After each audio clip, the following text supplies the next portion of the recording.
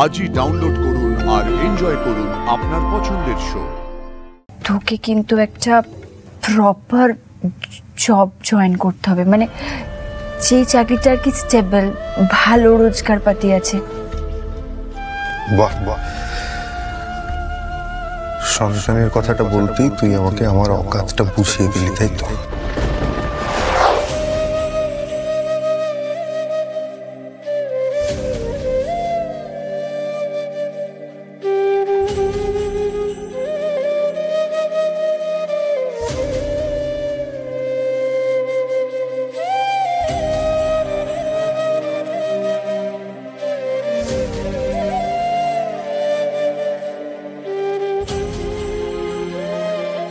ঘুম ভাঙলো?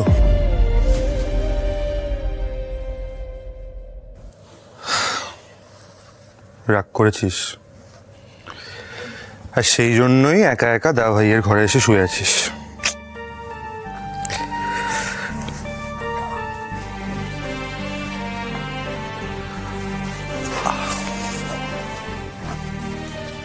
I am sorry.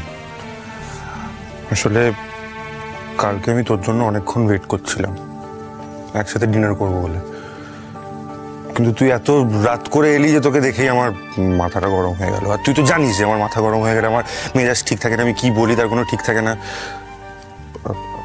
হই ক্ষমা করে দে না প্লিজ প্লিজ।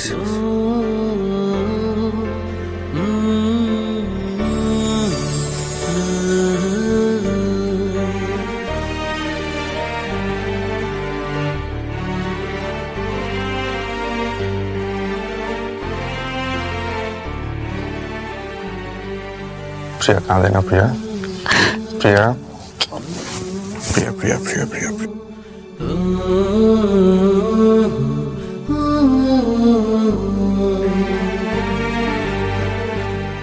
তুই সবসময় কেন আমার উপরে তো রাগ করিস বলতো?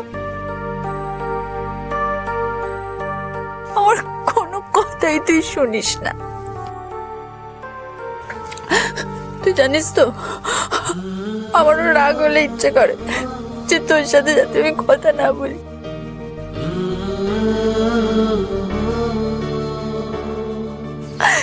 কিন্তু আমি পারি না।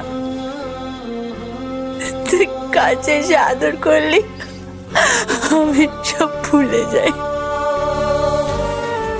তুই তো আমার গুড গার্ল, তাই না? তাই এখন এই চোখের জলের ফ্লো স্টপ করে কি বলবি বল আমাকে। আজকে তো সব কথা শুনবো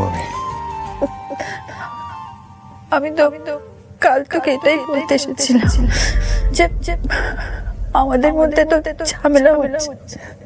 তুই যদি চাস আমি চাকরিটা ছেড়ে দেবো।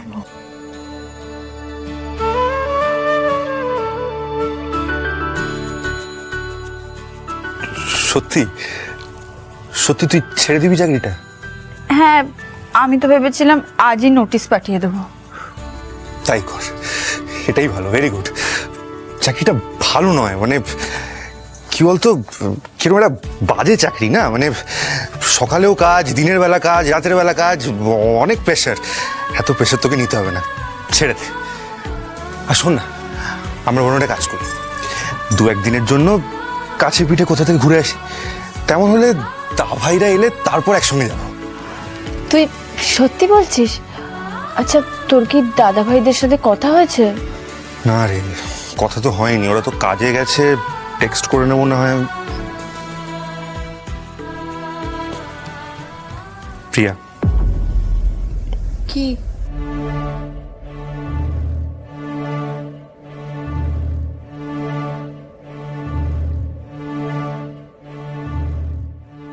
কি বল?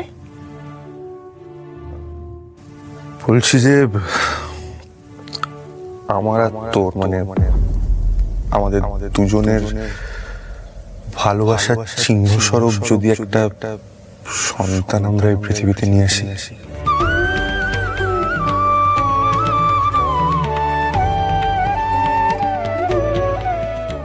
দেখ প্রিয়া, যে কোনো পরিণত সম্পর্কে বাচ্চা কিন্তু খুব জরুরি।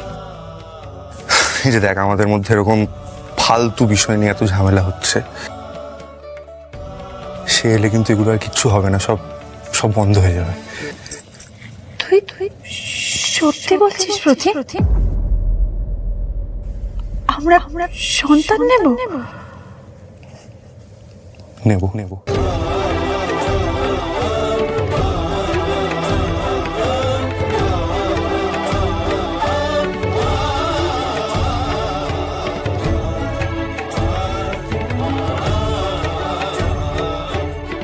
কিন্তু এটার জন্য আমাদের একটা প্রপার প্ল্যানিং করতে হবে। কিরকম প্ল্যানিং? দেখ, আমি তো এখন চাকরিটা ছেড়ে দিচ্ছি, আর আমি কনসিভ করলে অন্য কোথাও জয়েনও করতে পারবো না, আমাকে রেস্ট নিতে হবে। তাই আমাদের রোজগারের একমাত্র ভরসা তুই। তোকে কিন্তু একটা প্রপার জব জয়েন করতে হবে, মানে যেই চাকরিটা আর কি স্টেবল, ভালো রোজগারপাতি আছে। এরা মাঝে মাঝে ডিজের জবে কিন্তু কিছু হবে না। বাহ বাহ, সন্তানের কথাটা বলতেই তুই আমাকে আমার অকাজটা বুঝিয়ে দিলি, তাই তো?